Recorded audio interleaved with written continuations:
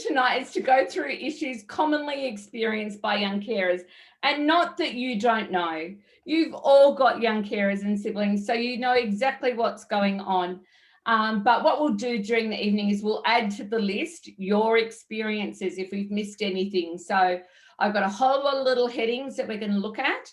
And as always, this will be on the website tomorrow. The PowerPoint will be there for you to download. Hopefully it'll be a resource that you can use and other people can use as well.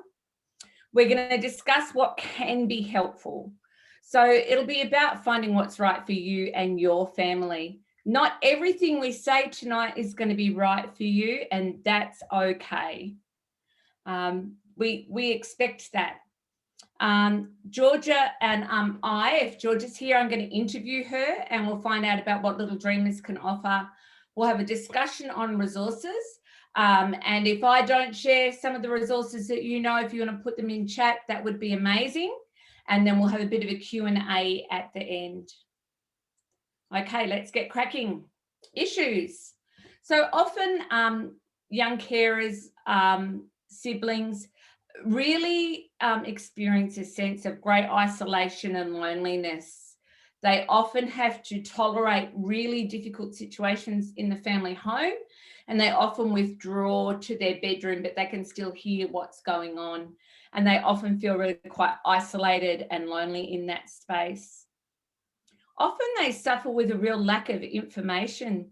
They just don't know what's going on. And they hear bits and pieces and they put together their own story about what's happening.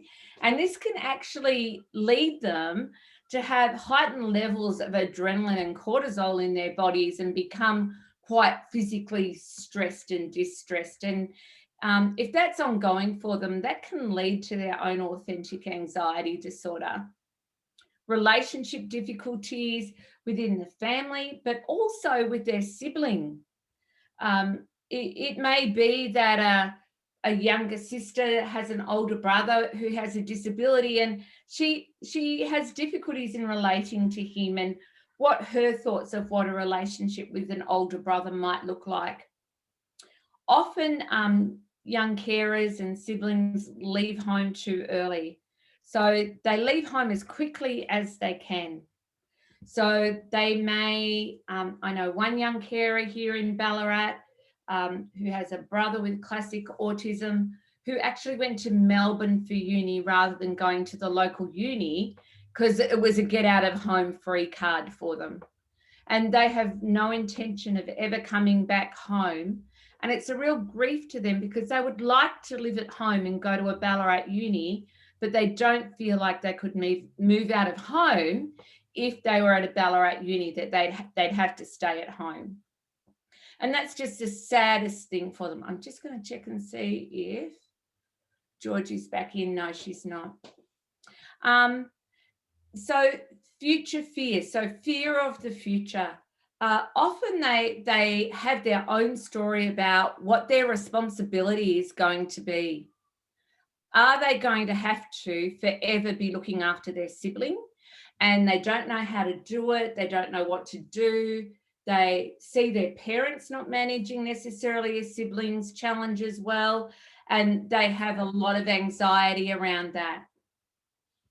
Okay, this might be G now. We'll see what happens. Oh, she's trying again. And a real deficit in engagement from the adults around them. And often we as parents end up doing a thing called compensatory parenting. So what we do is we actually compensate often with access to financial resources and access to things that probably aren't quite age appropriate, or amounts of things that might not be totally appropriate. So it's that compensatory parenting, and I know I find that I can fall into that quite easily. They often suffer under an intense need to be perfect. They see how difficult everything is with their sibling with a disability, and they feel like to be helpful in the family, they need to be perfect. And that's a huge, huge pressure for them. And often they don't ever share these pressures, and they're not even necessarily totally aware that they're suffering under these pressures. When you've got a child with a very intense disability, where maybe they're not that verbal and they have some really challenging ways of doing things, and they don't function in an age-appropriate manner, and they require a lot of additional parental resources, a younger sibling or even an older sibling can have their own diagnosis missed because we don't know what we don't know.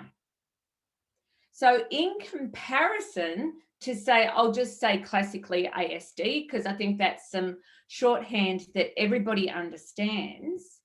And then you might have a child who's, say, you have your level 3 ASD, if we're going to talk current, and so non-verbal, high needs, specialist school, challenging behaviours, the whole 9 yards.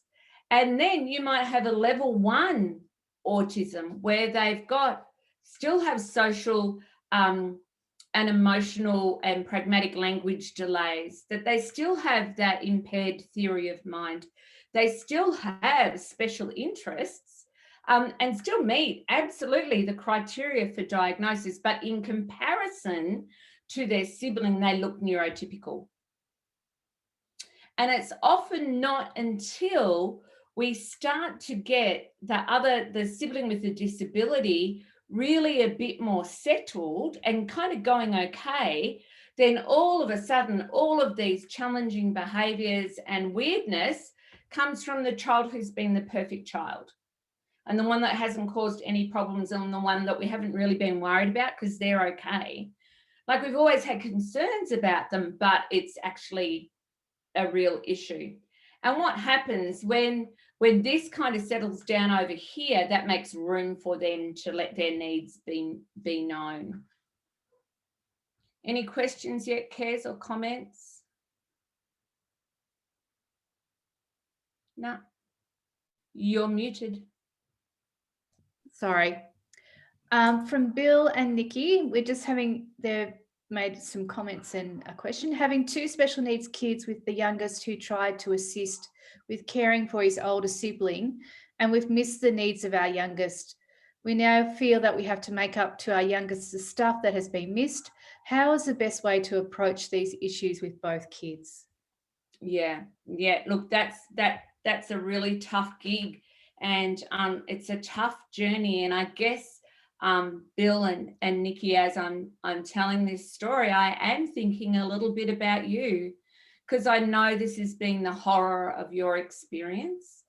And I think one of the things that could be most helpful is just laying it on the table with the child who's just been diagnosed, and just saying, look, we're really sorry, we missed this, and then saying we need to actually start your interventions and your support right from the start, and let's sit down and work out what you need, and let's work out how we're going to do it.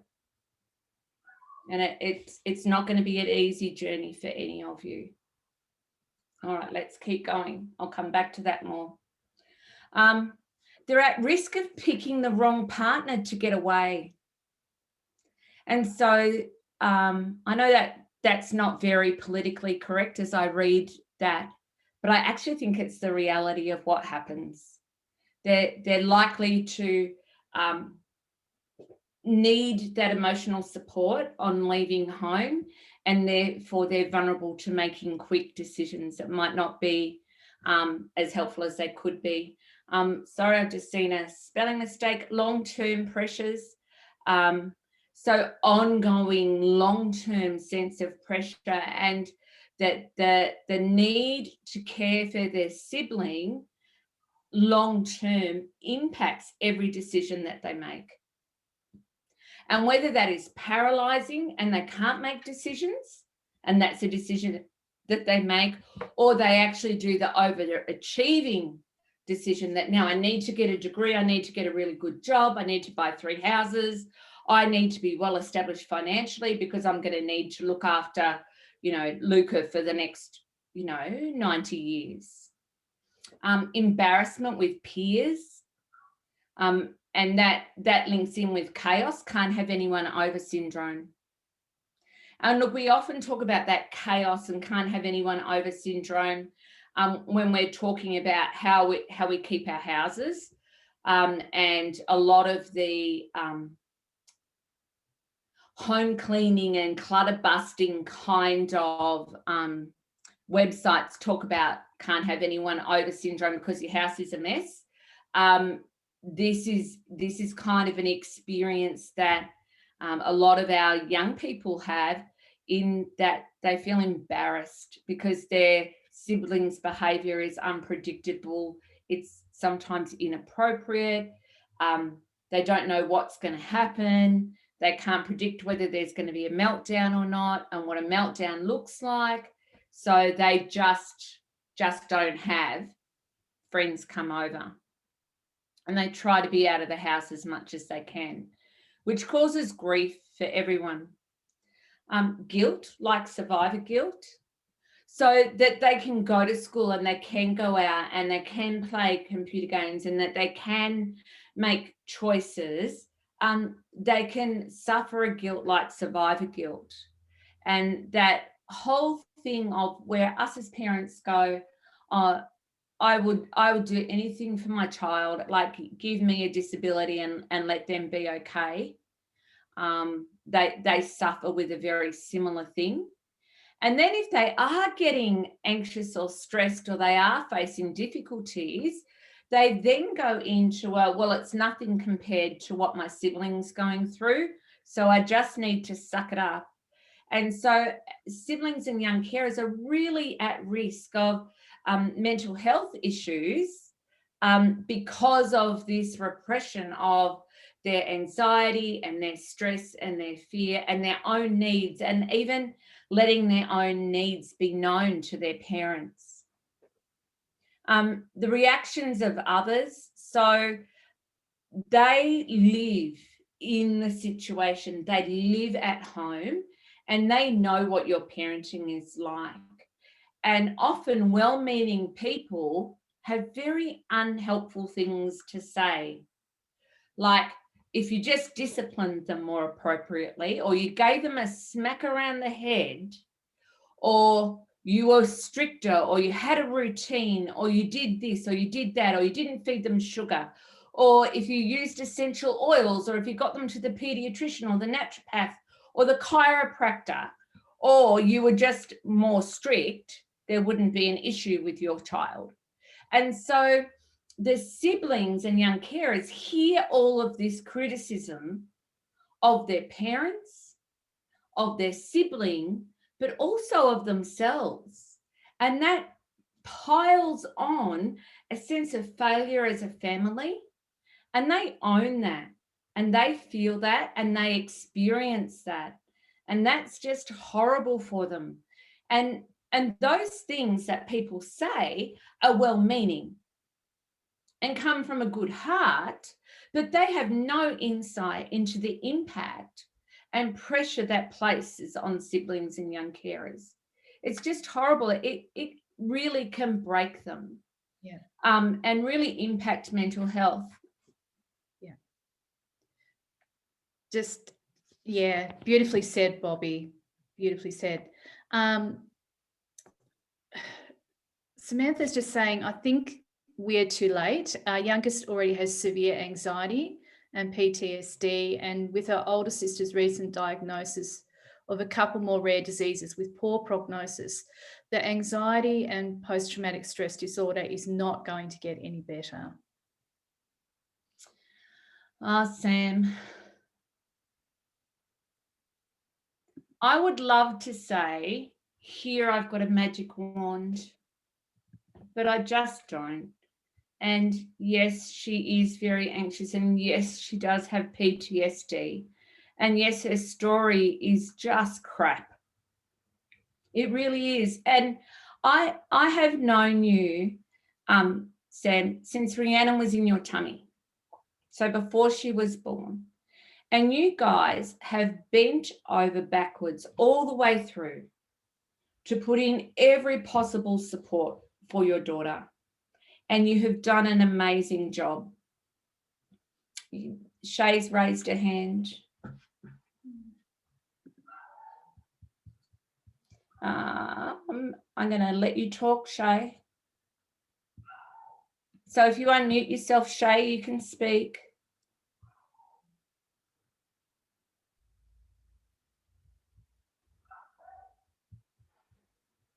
I might have to, I'll ask you to unmute.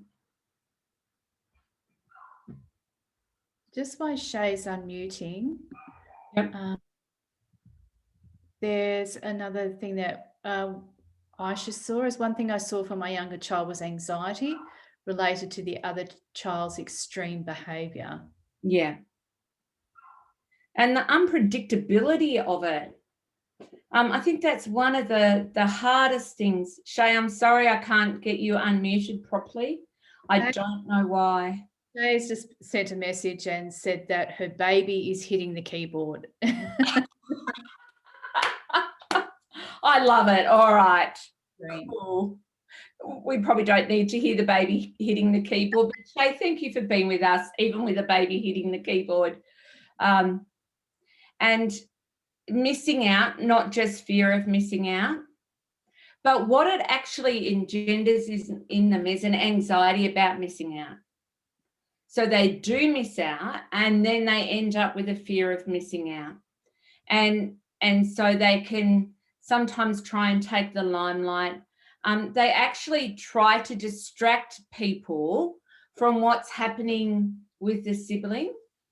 So they'll become quite precocious sometimes in an attempt to distract people from what's actually happening. So you might be at a family event and you will find that your child who's a sibling might actually kind of take the limelight and do a bit of a song and dance to distract people from what's actually happening with their sibling. And that can actually lead to unintentional sanctioning of them. So that's where people become a bit intolerant and they kind of like, oh yeah, here we go again, and kind of roll their eyes and they experience it. They don't understand what it is, but they experience that. And then again, I've got the fear of the future. So that's a real pressure on them, is the whole thing about the future. Is there anything that you think we've missed that are issues? Samantha's made the comment that sometimes it's not the fear of missing out or anxiety about missing out. It's actually having to go out and having to socialise makes. Okay, yep.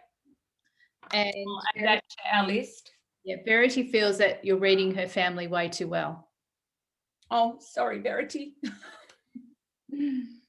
Yeah.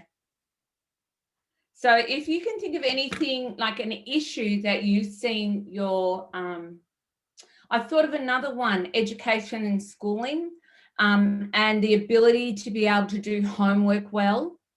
And if there's been big meltdowns in the night and they're tired, so fatigue, lack of motivation and those kind of cyclic anxiety and depression that they can go through at different life stages.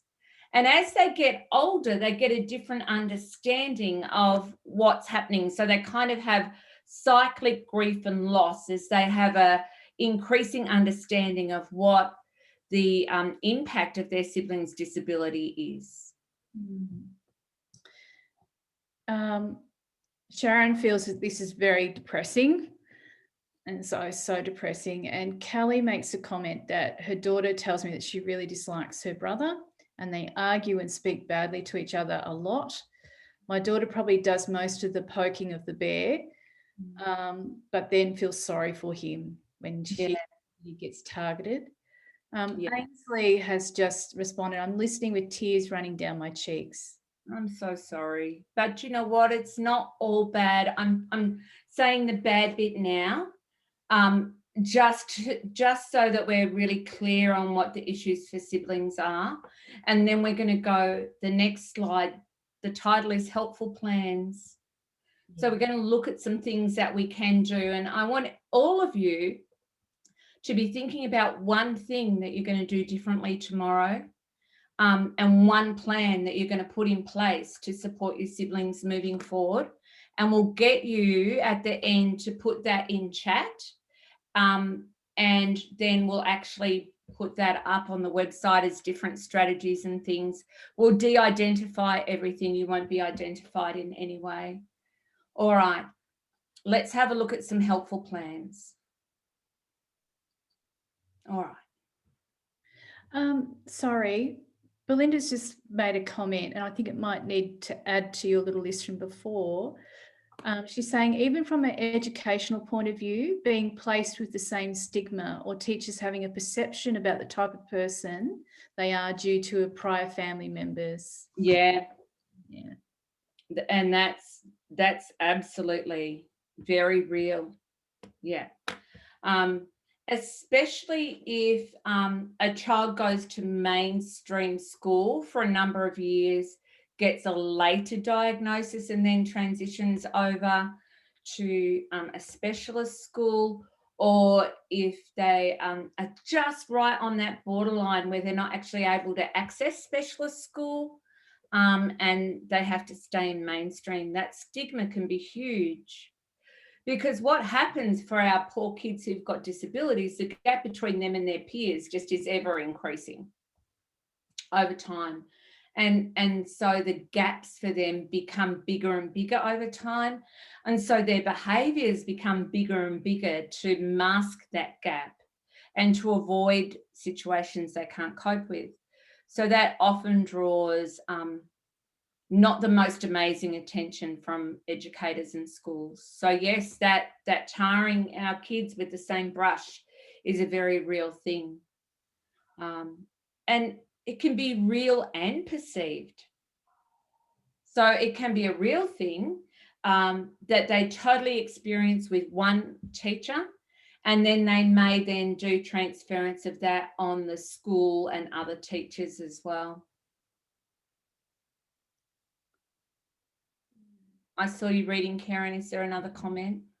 Aisha was just saying that happened to her as a child, that people would say, oh, so-and-so is your sister.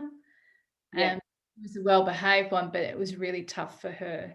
Yeah, yeah. So it's even a general sibling thing, not even just a disability-related issue. Okay, I think giving as much information as is age appropriate is a really, really helpful thing. And even talking about if you've got NDIS plans, not going into too much detail, but rather than in front of siblings talking really negatively about the NDIS and how difficult it is and how hard it is, and this was supposed to make our life better and it's only making it worse, trying not to say those things around young carers and siblings, because they're actually going, oh my goodness, is this what I'm going to have to put up with? Am I going to have to deal with all of this? And it can be really a big thing. And because a lot of parents and carers have high anxiety and raised adrenaline and cortisol levels all of the time, we often end up with complex health issues ourselves, and this adds to siblings' anxiety. So if they see us not being well and seeing us stressed and distressed, then that actually contributes to their anxiety, because we become unpredictable.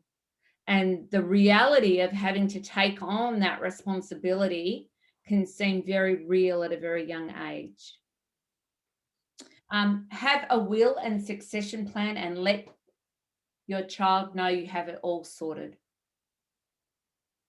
And let them know what their level of responsibility is going to be. Explain that, look, we've got it in their NDIS plan that we want them to be able to live independently and have 24-hour carers to provide everything that they need. They might still live at home, but we're going to have those carers in place.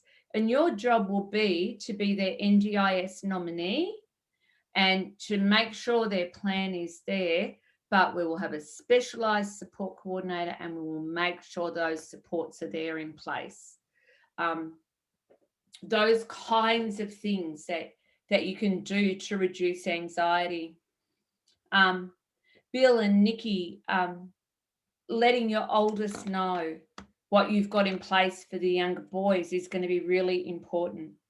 She needs to know that you've got a plan. I know you've got a plan, but does she know that you've got a plan? So just really looking at that. So making sure you have those long-term goals in your NDIS plans as early as you can. So the goal to have in the plan is, I would like to be able to live in the home of my choosing with the support I need to be as independent as I can be. And you can put that in the plan of an 8-year-old and have that as a long-term plan. And then that gets built on and built on and built on. And then you can actually reassure siblings, look, it's in the NDIS plan as a long-term goal. Now, of course, we've got no idea what the NDIS is going to look like going forward, but at least it gives the siblings some kind of a sense that we've actually got it in hand and that as adults, we have taken responsibility for it. George is looking forward to speaking into all of this soon. She's just sent the message. And Samantha's saying, are you talking about the NDIS or some magical NDIS I haven't come across? Oh, Sam, I know it's not great. And I think the NDIS isn't a silver bullet. It's a tool that we can use to try and get our kids' needs met the best way that we can. And it's about not overexposing siblings to the trauma of managing the NDIS. If we think about Medicare 20 years ago, it was a disaster. It was a nightmare. And I know how much of a disaster and nightmare it was because Pete was working on the Medicare account in Canberra. So I actually know how bad it was. And it took about 10 years for Medicare to kind of sort itself out. It's still not ideal or perfect, but the process has kind of sorted itself out along the way. And I think that the NDIS is going to be similar to that. Now, they'll be screwing it down and screwing it down and screwing it down, absolutely. But having those long-term goals there can be really helpful. All right, so I've got 2 slides to go, and then we're going to spend some time talking with G, so that'll be good. Schedule time for siblings, not negotiable. And teachers here, I want you to block your ears. I don't want you to hear what I'm going to say. Schedule a day off school. Schedule a day off school once a term where you don't work, the sibling goes to school and they have a day with you during school time. Belinda's going to have a comment on that, I know. Kelly has. Yeah.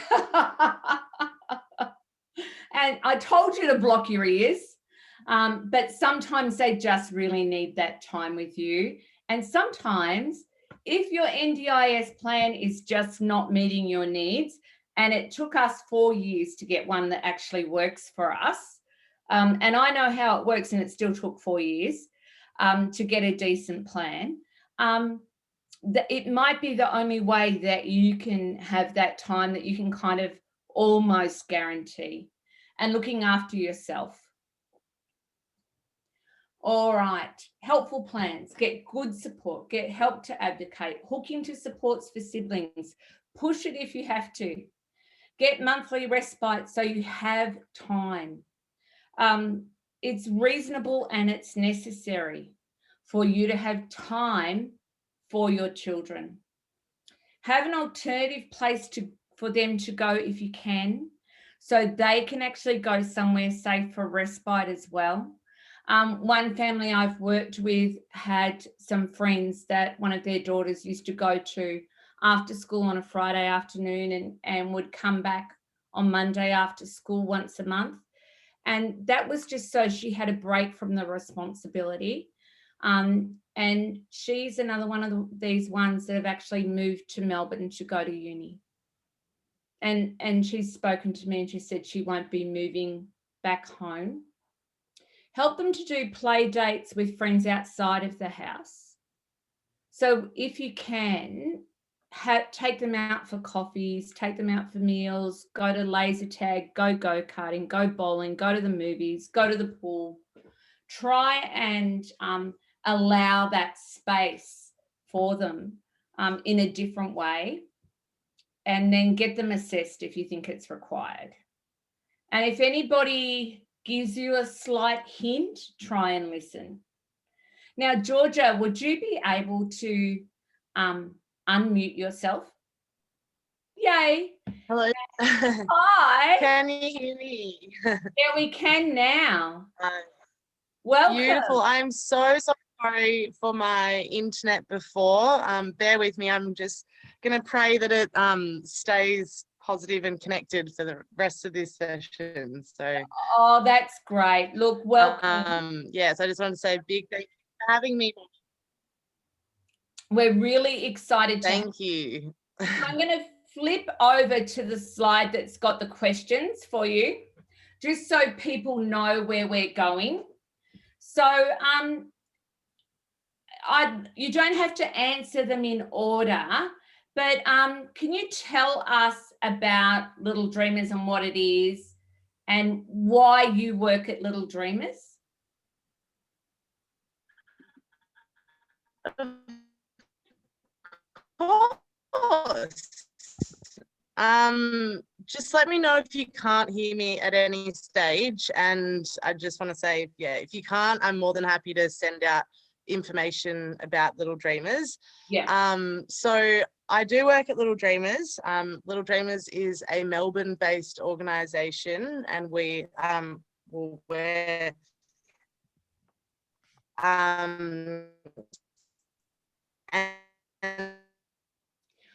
Georgia, Gee, you're breaking up. Do you know what I'm going to do? Regional family support worker at Little Dreamers. So I'm based in Ballarat. Georgia, you're breaking up really badly. Oh.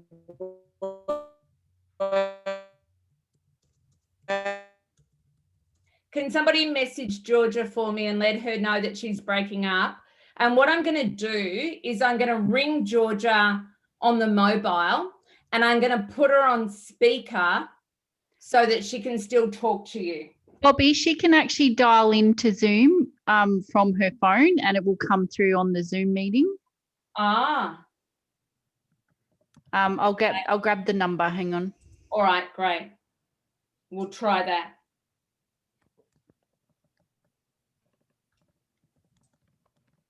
Let's see if we can get that working.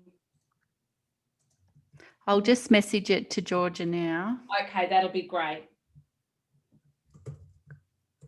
Ainsley just had a comment, Bobbi, that it's really hard when you're a single parent. Oh. Can I just interrupt? Sorry, Georgia's left the meeting. Can you message her or something and I'll message you the... Oh, she might have heard me. Yep, so just call her. We'll work it out. We'll yes, get it is hard as a single parent. Yeah, I saw Ainsley's comment as well, and I'm a single parent, and it was like when I was living in hell and trying to deal with 2 children, and obviously the sibling was suffering. So I hear you. Yeah, it's just nuts, isn't it? Here we go. I'll ring her and see if we can get her on speaker.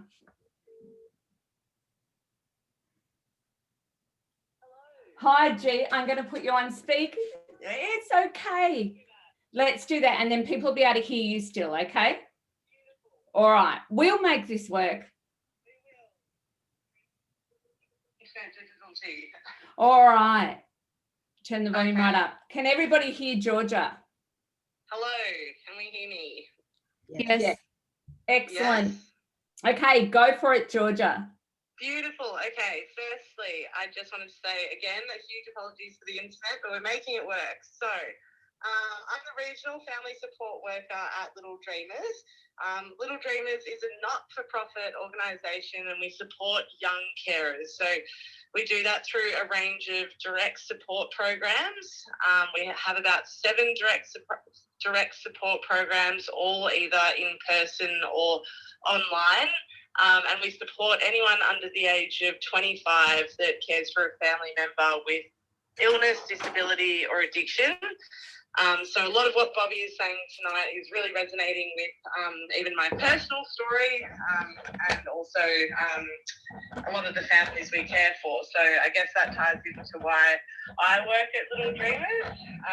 I studied psychology and I'm currently studying positive psychology, and I'm really, really passionate about looking at young people's strengths rather than looking at their situation as a problem. I've been working in the mental health sector for over 5 years, and I think, just working into this space of caring for those who often miss out and just do such an amazing job in their family, caring for a family member. So Little Dreamers is a place where we really try to offer that celebration, and in turn that sort of acts as a bit of respite for the rest of the family. So I'm just trying to think of a couple of the questions that were on that screen. Yes. So what's your favourite thing about Little Dreamers? I guess, well, my favourite thing is being able to see all of our beautiful, wonderful families in person. So I try to get to Ballarat as much as I can.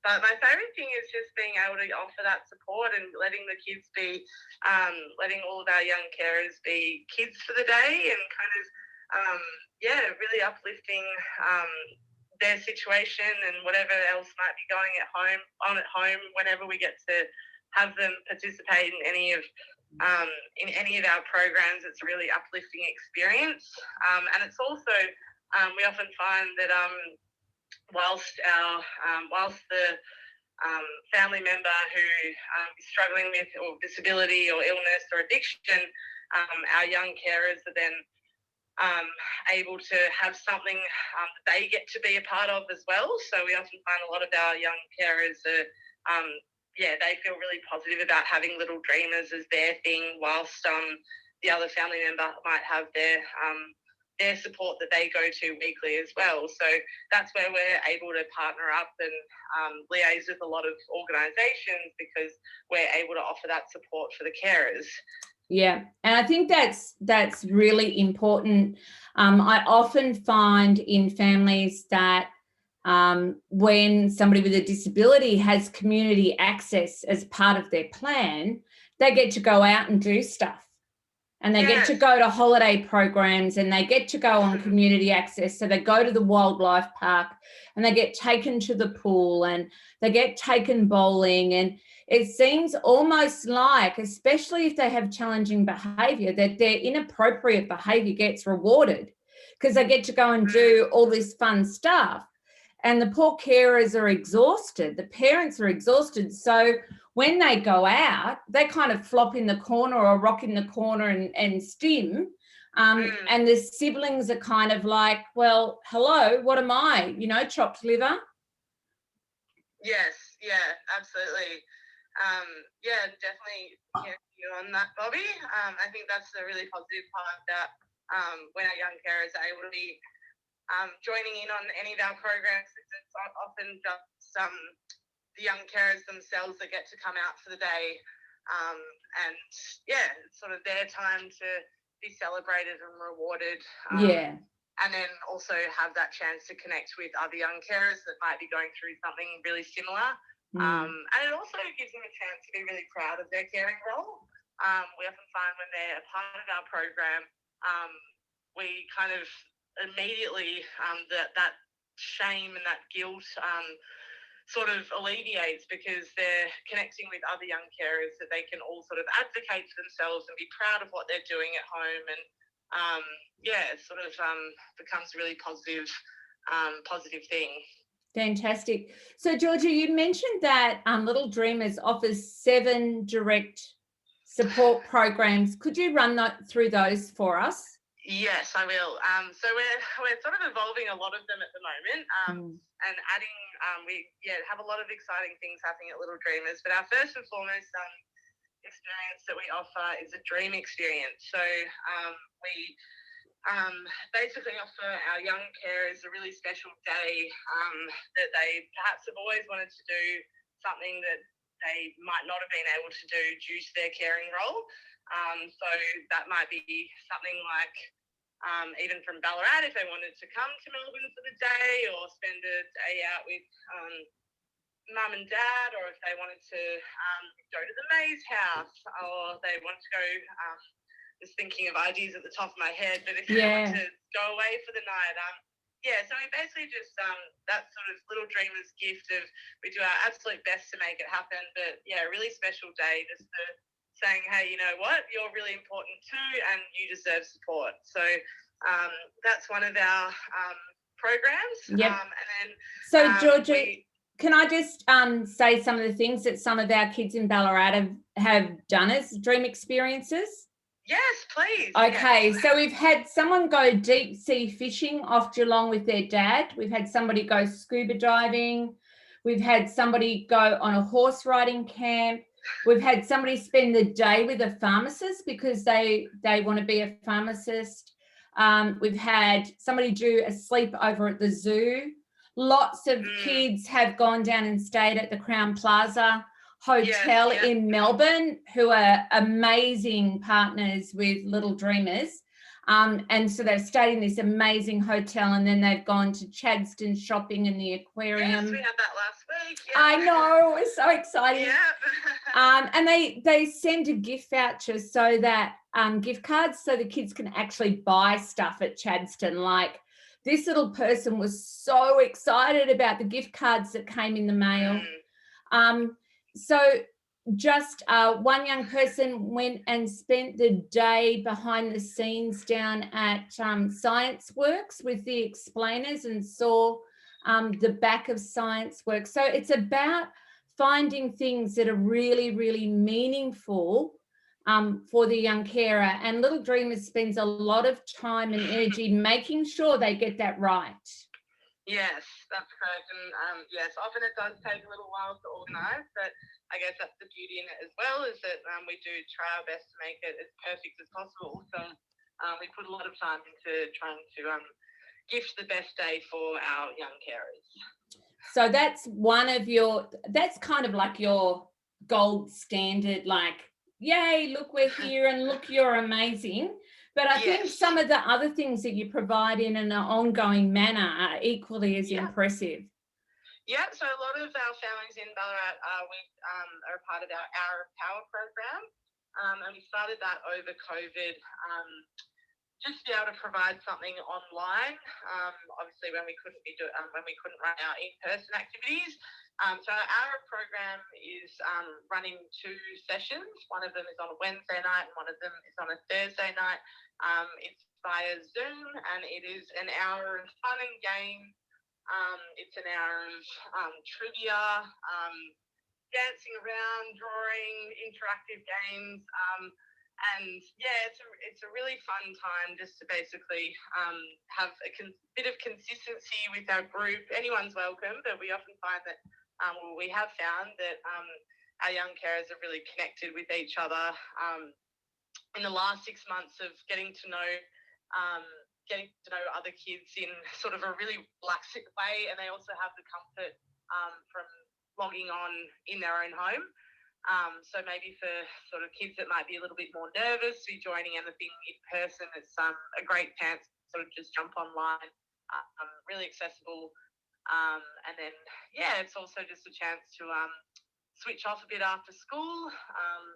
yeah, learn something new and be part of Little Dreamers team, I suppose. Yeah, that's awesome.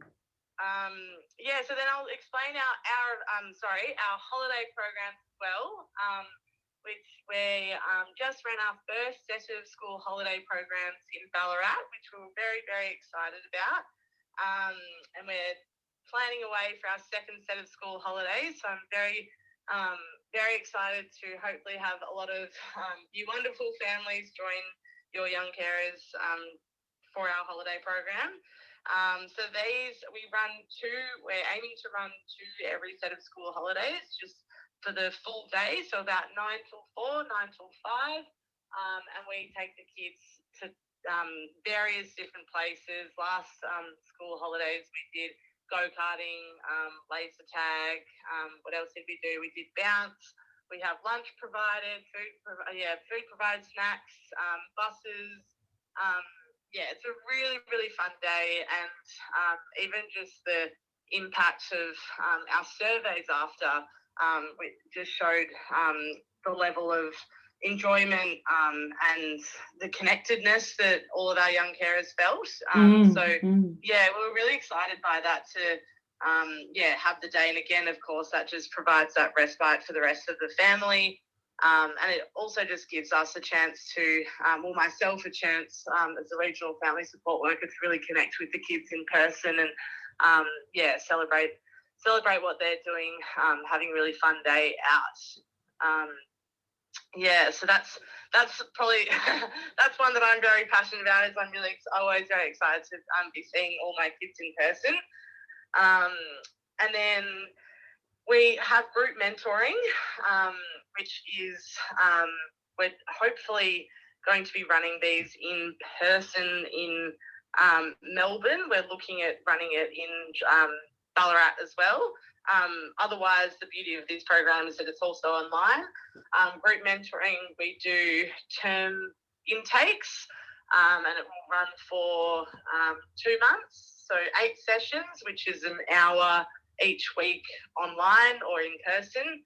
And these group mentoring sessions cover topics about self-development, mental well-being, advocating for yourself, introspection, and building friendships as well. So that's a really exciting program, as just sort of learning more about yourself. And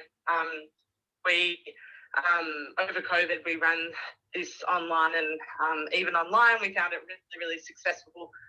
The engagement from our young carers was just incredible, and just watching them kind of participate over the 8 weeks of just becoming more and more comfortable with sharing a little bit more about how they feel in the comfort of their own home. Or we also cover topics around social media and bullying, and it's a really positive program that we're able to kind of put a positive spin on everything that's going on and help them sort of cover topics of what you've covered tonight, Bobbi. Yeah, fantastic. From their point of view. So I should also add that we're looking at partnering with FAPME as well for this program too. So there's a few moving parts of that program, but that's another exciting one.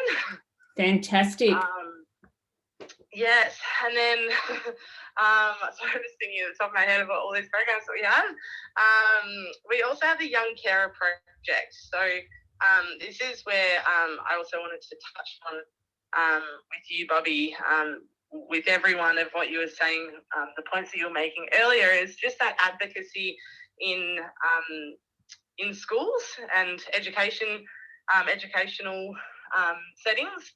So at the moment, we've been running a program called the Young Carer Project, which basically is all about helping schools become more young carer friendly. So we run presentations at schools which help students firstly identify themselves as a young carer, and then secondly, we talk about the power of language. We talk about some young carers that we actually support. We share stories, And we also help teachers and educators identify young carers in the schools, and also help them with ways of how they can support those young carers as well, without that sort of stigma attached. And also that just those points I'm thinking about what a couple of participants were saying earlier, is that we run these sessions to essentially help students advocate for themselves and for schools to become more young carer friendly. Fantastic. So that's things like talking to schools about making accommodations, changing workload, offering opportunities for tutoring at school and extra support at school, compensation when it's required if they're not able to do their exams in the way that they might be able to do, you would think, or allowing adaptations around assessments so they can do verbal assessments rather than written assessments and things like that, to make those accommodations for young carers so that they don't miss out on the opportunities that they should be afforded. Yes, definitely. And I think it's also quite amazing that a lot of schools that we've been to already, a lot of young carers are actually saying their own issues and their own things that they want to have addressed when we're there. So it's also a really kind of empowering thing for them that they're actually giving themselves that opportunity to basically tell their educators, with the power of Little Dreamers supporting them, saying, hey, this is what I need. And we're kind of helping the educators and the teachers support our young carers in terms of helping them identify that perhaps, our young carer is coming late to school and they're receiving a hard time for being late to school, but our young carer is late to school because they've got to drop their sister Beth at the bus stop because she needs support getting to her carer's respite for the day. It's a ripple effect of basically helping our teachers and educators understand that when they're in school for 6 hours a day, and outside of school they're in a caring role. So we basically just try to help them understand a little bit more of what can go on at home. Fantastic. So, G, how can people connect with you? How can they get in touch with you and maybe even have a meeting with you next time you're in Ballarat? Or if somebody lives, say, down in Baxter, down near Frankston, how can they get in touch with somebody from Little Dreamers? Certainly. So you can definitely email me. My email, I'm sure someone can type it out for you, but it's georgia@littledreamersonline.com, and I can definitely send Bobbi my phone number to share, which is 0447 558 752. Otherwise, I'm also more than happy to meet anyone in person and arrange meetings, presentations, and we're always looking forward to creating more partnerships with organisations. We're very open to any opportunity to be able to basically spread the word of Little Dreamers, to be able to, of course, support more families and young carers.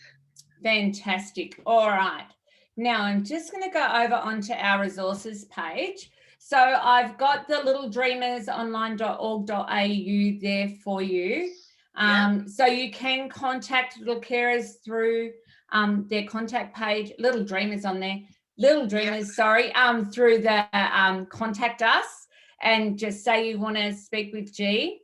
Yeah, I should also say, Bobbi, is that more than happy to provide my email or phone number if you want to have a little bit more of a chat about Little Dreamers and our programs. Otherwise, if you're on our resources on our website, there's a tab that just says apply for support, and that just takes you to an application that takes about 5 to 10 minutes.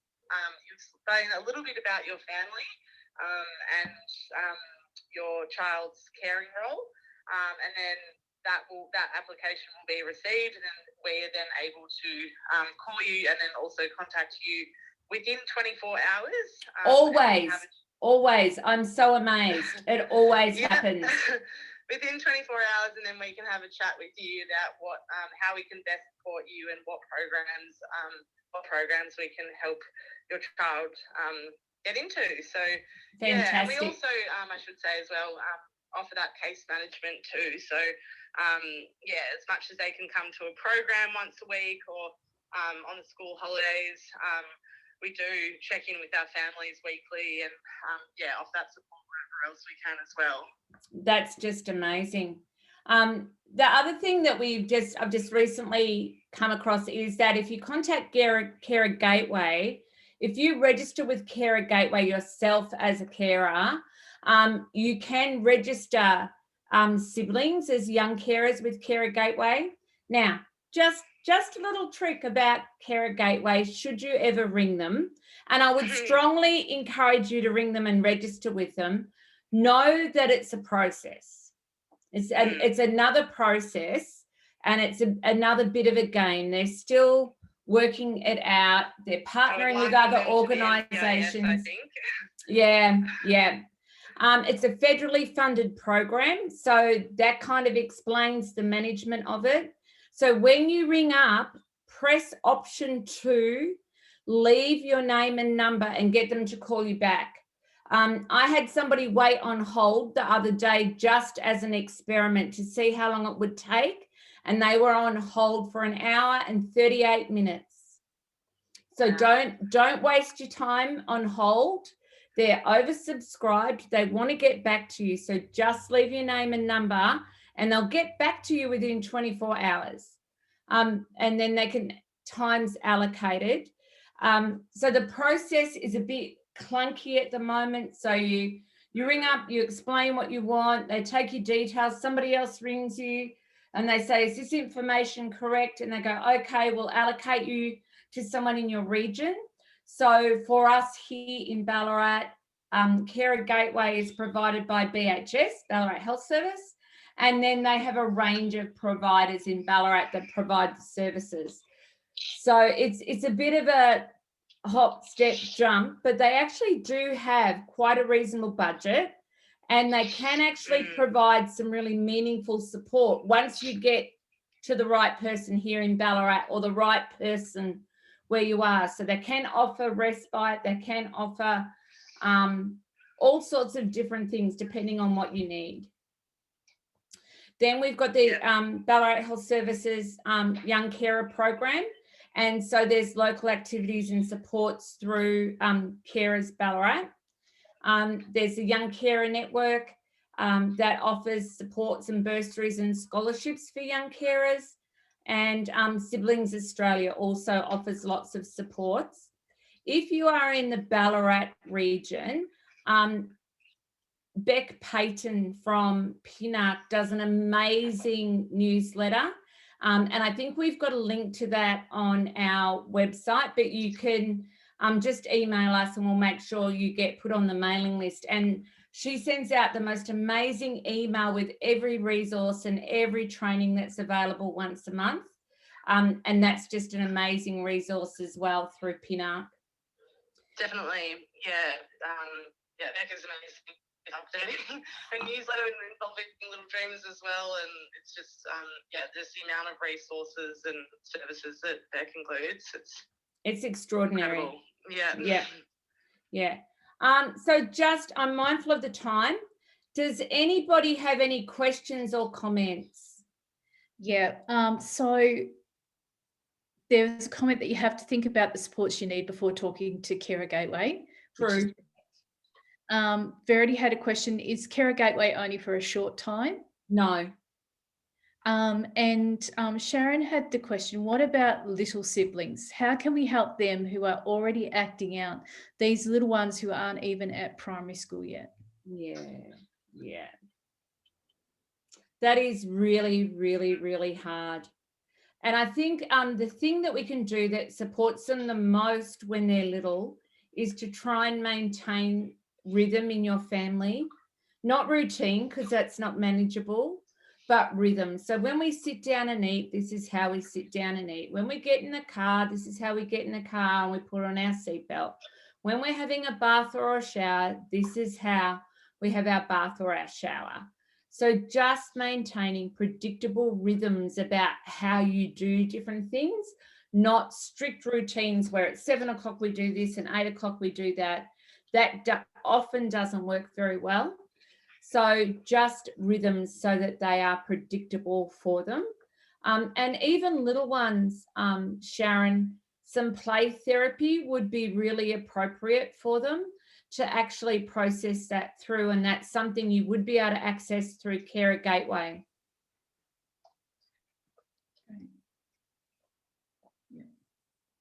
Any other thoughts or comments or questions? Just Miss Georgia's email address. Yes. So it's Georgia at littledreamersonline.org.au. Sorry, online.com. Oh, .com. Yeah. Oh, is it .com.au? It's not Georgia. Okay, .com. Okay, I've got that wrong. All right, we will make sure that this PowerPoint is updated with the correct details. We'll put a direct link on our website to Little Dreamers, so you can just click straight across. Yes, Karen. Verity had a suggestion that My Time through Pinnac might be suitable for the little ones and parents. Yeah, that's right. It would be. That's right. And there would be My Time in Canberra as well. I think Noah's Ark runs it in Canberra. They run the My Time up there. So My Time is a play group for children with disabilities or who are little siblings of children with disabilities. And it's where it has supported play and connections for parents as well. That's great. Any other thoughts or anything, everyone? Just a question. Does Siblings Australia have an S in the Australia missing? Ainsley wants to know. Let me have a little look. Siblings. Yes, it does. Thank you. Well done, Ainsley. Good pickup. Good job. So we'll make sure we fix that up before we post it tomorrow. So just always remember the amazing Aisha, who helps us manage all of our recording of the webinars and our webpage. We'll have the the video of tonight's webinar up tomorrow. She'll also have it as an audio file you can download, and these slides will be available as well for you. And we will make sure that we add in G's phone number as a contact as well. So G, thank you so much for joining us tonight. It was so good that you could come along. No worries. I'm so sorry for my internet connection. Thanks for being so flexible with me. And I'm very, very happy to be sharing a little bit more information about Little Dreamers. Of course, learned a lot of invaluable information from you as well tonight, Bobbi. So I'm excited to hopefully hear from some families as well. Yes. I think expect to be a bit busy in the next few days. So. It just means more supporting more young carers, so that's great. Yeah. Do you know the dates for the holiday program days in Ballarat yet, G? Yes, we do. We're just about to confirm. I think we should be able to confirm the date tomorrow. Great. We're actually all the information will be released early next week. Great. So, all right. Well, we'll wait for that to be released, and we'll make sure. I don't want to be giving false information. No, that's okay. That's fantastic. And what we'll do is we'll put it on our Facebook feed, and we'll put it on the website as well, so people can find it, and we'll embed links and all that sort of thing. I know Aisha's amazing at doing all of that. So. Talking of Aisha, I've just got a question here from Kelly. So I don't know if you'll know this, Georgia, but are there any camps for mums and daughters just before we go? That's a good question. mums and daughters. No, not through Little Dreamers, although in saying that though, our previous school day program, two mums asked to come today, and they were more than welcome. So We can't hear that, Bobbi, sorry. No, you're breaking up again, Georgia. I know that there's like weekend 3-day sort of retreats for mothers and daughters around menstruation. That they're the only ones I know of, Kelly. Yeah. So what Georgia was just saying is that if there was a couple of mums that wanted to go away with their daughters and to actually create something, that Little Dreamers would be happy to help facilitate something like that. And that there would be no concerns about doing that kind of thing. If that was a part of their dream experience, was to go away with some other mums and daughters, they would absolutely make that happen. Yeah. Jane's actually put in an application for Little Dreamers during the session tonight. So she says easy to do. Oh, great. Thanks, Jane. There you go. You're going to be busy. You got your inbox will be full tomorrow morning. Yeah, I look forward to receiving that email. And Jane's little boy will love the school holiday program, so that'll be fantastic. I know he will actually really, really enjoy it, so that'll be really good, something different for him, because he does struggle a little bit with his brother who's got a disability and challenging behaviours, getting to go out and do fun stuff all the time. So it'll be really great for him to have some fun stuff to do as well. I'm glad. That's great. All right. Well, look, we're going to leave it there for now, everyone. We'll let you go. Thank you so much for coming. And I haven't put up here what our next topic is, but I'm pretty sure it's school refusal, isn't it, Aisha? It definitely is. And I've got lots of personal experience with this, even this week. So I can't wait to listen to this. But we're skipping the one that we had planned for the 30th of March because Bobbi has to go to Canberra and deliver an amazing service to a school there. So we'll be back the first week of, what is it, May? May. Something. Yes. Yeah. So we'll miss one and then we'll be back. So thank you so much, everyone, for coming, and go well. And you know how to find us if we can do anything that's helpful, or if we can just connect you with somebody who can be helpful if we can't be. All right. Good night. Good night, everyone. Thanks so much, Bobbi. Thank you all. No Good night, worries. everyone. Take care.